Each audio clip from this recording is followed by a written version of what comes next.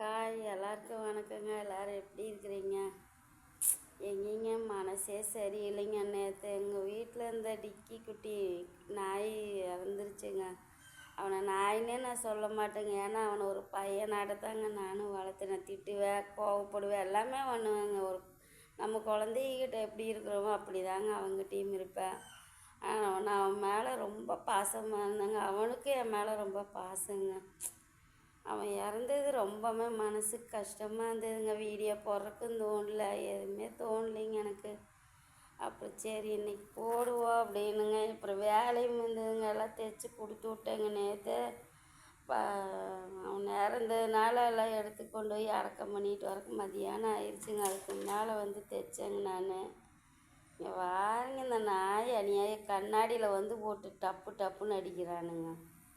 அழகிதானுங்க. அவளுக்கு அவனோடையே சுற்றிக்கிட்டு இருந்து ஓடி இப்போ தனியாக அங்கே இருக்கிறதுக்கு அவளுக்கு கஷ்டமாக இருக்குதுங்க. என்னங்க பண்ணுறது? அவனை ரொம்ப மிஸ் பண்ணுறேங்க நான். அதனாலேயே நான் வீடியோவே போடலைங்க. சரி இப்போ போடலாம் அப்படின்னு போடுறேங்க. தூக்கம் வேறு வருதுங்க எனக்கு. அப்புறம் நேற்றும் தைக்கிற வேலை இருந்ததுங்க, எல்லாம் முடிச்சு கொடுத்துடோன்னு ஓட்டு உட்காந்து தைச்சேங்க நான். காலையிலேருந்து நேற்று நைட்டு இருந்துச்சு, காலையிலேயும் எழுந்திரிச்சு இப்போ 5 மணி வரைக்கும் 4:30 வரைக்கும் வேலை இருந்ததுங்க. அப்புறம் பஸ்ஸில் வச்சு விட்டு வந்தேன். கொஞ்சம் ஃப்ரீயாக உட்காந்துருக்குறேங்க. அப்போது ஷோல்ட்ரு ஓடுறதெல்லாம் இருக்குதுங்க. நாளைக்கு தாங்க ஓடணும்.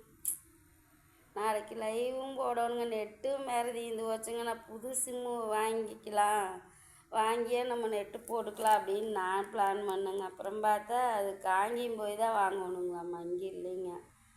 நீ காங்கேயம் போகணுன்னா நம்மளுக்கு வேலையும் இருக்குதுங்க, போகவும் முடியலை, கொஞ்சம் கூட நகர முடியலைங்க. அர்ஜென்ட்டுங்க. அதனால் போகலைங்க. சரி போவோங்க. போனோம்னா போட்டுக்கிட்டா கிடக்குதுன்னு போட்டு இனி பழைய நம்பருக்கு தான் போடணுங்க. அது காசு பிடிச்சிக்கிட்டே இருக்கிறாங்க.